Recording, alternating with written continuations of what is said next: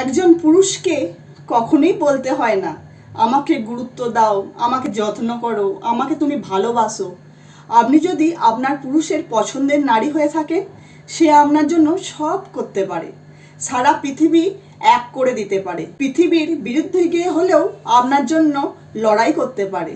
যে আপনাকে গুরুত্ব দেয় না, ভালোবাসে না, যত্ন করে না, অথচ তবুও আপনি জেদ ধরে বসে আছেন সব কিছুই একদিন ঠিক হয়ে যাবে, সে আপনাকে একদিন আপনার মতো করে বুঝবে, আপনার জন্য পাগলামি করবে, ভালোবাসবে, তাহলে আপনি ভুল ভাবছেন। কিছু ঠিক হবে না, কিছুই ঠিক হয় না। আবারও বলছি, কিছুই ঠিক হবে না। কারণ আপনি তার প্রিয় নারী হয়ে উঠতে পারেননি, আপনি তার কাছে অতটা গুরুত্বপূর্ণ না যতটা আপনি ভাবেন।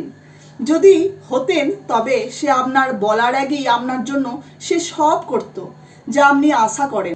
পুরুষ বা নারী না, যে কোনো মানুষ তার জন্যেই নিজের সর্বোচ্চ দেয়, যার সাথে সে থাকতে চায়, বাঁচার আনন্দ খুঁজে পায়। বহু পুরুষ দেখেছি যার প্রেমিকার কাছ থেকে অপ্রেমিক, দায়িত্বহীন, রসকসহীন তকমা পেয়েছে। বিয়ের পর হয়ে উঠেছে দারুণ যত্নশীল, দুর্দান্ত দায়িত্বশীল, চমৎকার রোমান্টিক এবং শতভাগ প্রেমিক। মনে রাখবেন, মানুষ তার প্রয়োজনে পরিবর্তন হয়।